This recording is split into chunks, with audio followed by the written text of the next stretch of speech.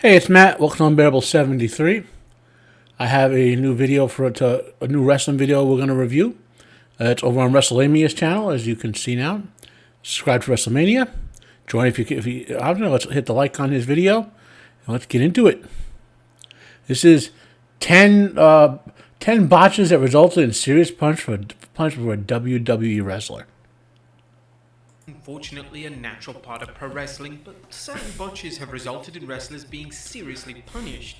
No wrestler is immune to botches, but when that botch is serious, WWE management are left with no choice but to punish that specific wrestler in a manner they see fit. Join us now as Wrestlelamia looks at 10 WWE botches that resulted in serious punishment for a wrestler. Be sure to subscribe and hit that notification bell for daily wrestling videos, and follow us on Facebook for exclusive lists. Also check out our new channel, Wrestlelamia. I bet the incident with Brock bloodying Randy Orton with his elbow is going to be in this. Number 10, Alex Riley. Now, upon Alex Riley turning on The Miz in 2011, it looked like Riley was going to be one of the future stars of the company. Riley would defeat The Miz at the Capital Punishment pay-per-view, and it was reported at the time that he was set for a major push. However, on the Raw after Money in the Bank, Riley and The Miz collided once again, and the finish of the match was heavily botched. It was a clear lack of communication as Riley began to throw random punches, and it was evident that the original finish had gone completely wrong. Even the referee, Scott Armstrong, looked insanely confused as to what was happening. Following the botch, a lot of blame appeared to technically that's not a botch per se. There's another word for it that escapes me. When they go off script, they went off script. When Shinsuke arrived onto the WWE's main roster, A botch where he missed a move and hurt some guy. set for a push into the main event picture. WWE had plans for Nakamura to face Jinder Mahal at the SummerSlam pay-per-view, and there was a substantial rumor that WWE were considering making Nakamura the new WWE champion. Sadly, WWE's high hopes for Nakamura were put in jeopardy when he accidentally dropped John Cena right on his head during a match between the two on SmackDown. This occurred when Nakamura delivered an exploder suplex, and once the match was over, he was rather apologetic towards Cena, and while Cena was willing to forgive him, the same can't be said for former WWE Chairman Vince McMahon. McMahon was furious with Nakamura. Vince was just looking for an excuse. Nakamura is not a Vince guy. He would not be winning the WWE title. Thankfully, he was able to win back McMahon's faith, and he would win the 2018 Royal Rumble, but McMahon never pulled a trigger on Nakamura winning WWE's top prize. Number 8, Sim Snuka, aka Deuce. So let's pause for a second. So if you want to see an all-time great match, like if I'm going to do a video eventually of my 5 favorite / greatest wrestling matches of all time. Nakamura Styles from Wrestle Kingdom 2016 or so, 2017, somewhere around there. It was like the year or two before Styles and Nakamura came to the WWE. So, but it's an awesome. It's probably, it's a legit candidate for the greatest wrestling match of all time. All right. Most fans know Sim Snuka for his time in the tag team Deuce and Domino, but Snuka is also known for a WrestleMania botch that almost resulted in serious injury. One of the most memorable spots in the classic match between Shawn Michaels and The Undertaker at WrestleMania 25 saw Taker perform his signature dive over the top rope, as Snuka, who was posing as a cameraman, was supposed to catch him. Snuka failed to catch The Undertaker, meaning that one of the most iconic wrestlers of all time nearly landed right on his head. The blame instantly fell on Snuka, as he had one job in the match and he failed in the biggest way imaginable. Yeah. He would never be used in a substantial role ever again, and just a short while after the infamous botch, Snuka would be released from the company, never to return. Number 7, Perry Saturn. I remember this. In WWE failed to live up to expectations, he was involved in one of the most controversial matches in WWE history in 2001. Saturn would take on Mike Bell on a show called Metal, and during the match, Bell would botch several basic spots, including a hip toss and an arm drag. The arm drag resulted in Saturn landing right on his head, and instead of writing it off as a bad day at the office, Saturn completely snapped. He delivered real punches to the face of Bell, and he threw Bell out of the ring with so much ferocity that Bell landed right on his head. This was completely reckless, and WWE management weren't pleased with Saturn's outburst. But instead of outright firing him, they would decide to give him the infamous Moppy character, which saw him fall in love with an actual mop. Whilst the storyline was indeed designed to punish and embarrass Saturn, the act resulted in him receiving some of the biggest reactions of his entire WWE tenure. Number 6, The Miz.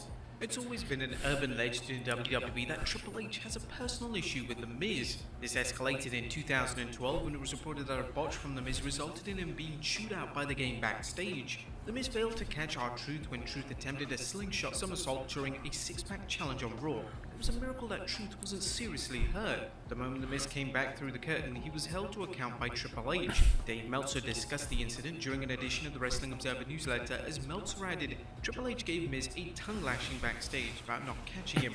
Miz was a big management a year ago because his notoriety was such from real world that they got so much publicity when he won the title that no. So that's a legit botch. Someone got hurt. Shootout backstage is a huge punishment for Messing up a finish on a match is not a botch. With an earshot of other wrestlers, meaning that The Miz would have suffered serious embarrassment. Number 5, Shane McMahon. The 2022 Men's Royal Rumble received extensive criticism from fans.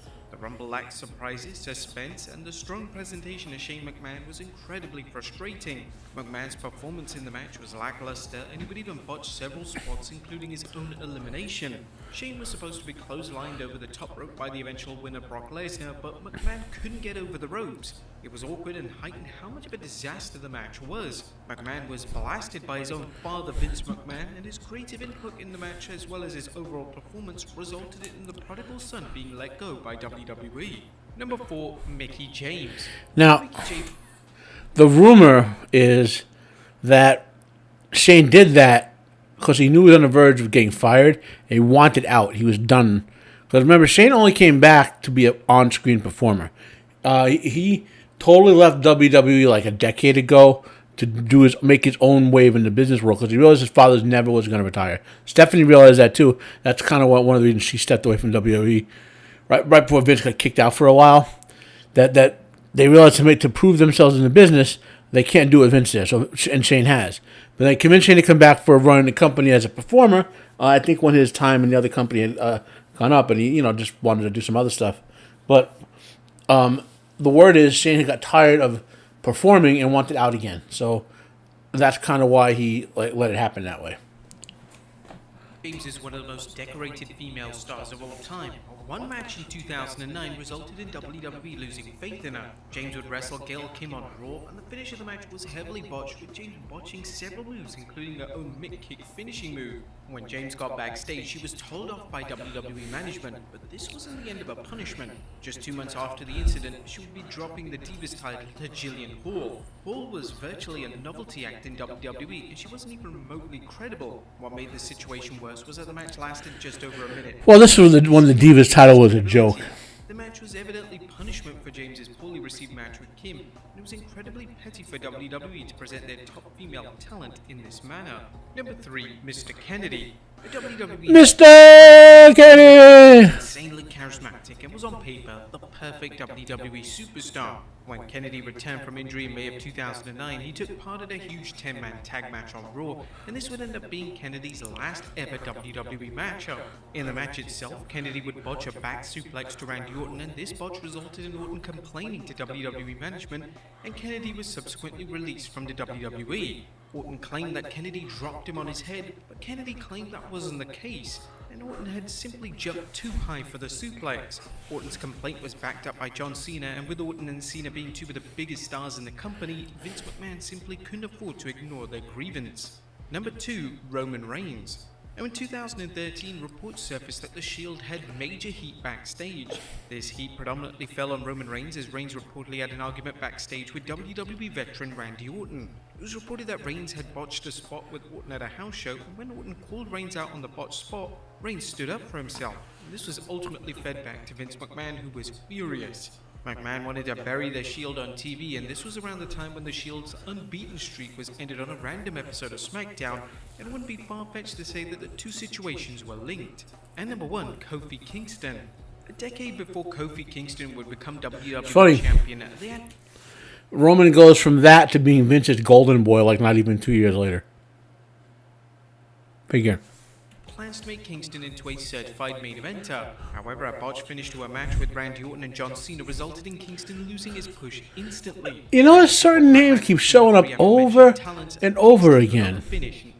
Randy can't wrestle for shit Orton, and John, generally speaking, only puts over John Cena unless he likes to. Cena. Improvise and deliver an RKO. Orton would scream at Kingston in the middle of the ring, infamously shouting "stupid" at Kingston. This botch was enough for WWE management to completely lose their faith in him, and a planned Money in the Bank win was cancelled. And ultimately, Kingston was relegated to the mid-card for the next decade. But there you have it, folks. 10 WWE botches that resulted in serious You all should go subscribe to Wrestlelamia. He had some good lists, more serious than humorous. I don't know if I'd call all these botches. There's some interesting stories behind them, though, which make it worth a watch. I don't think this video is going to be as exciting as some of the ones. I mean, the best ones so far are the oh my god highlights. You know, that's the best ones so far. Anyway, my name is Matt. It's been UNBEARABLE73. If you have any wrestling video suggestions or for me to react to, link them down below. Have a nice day. I am out of here.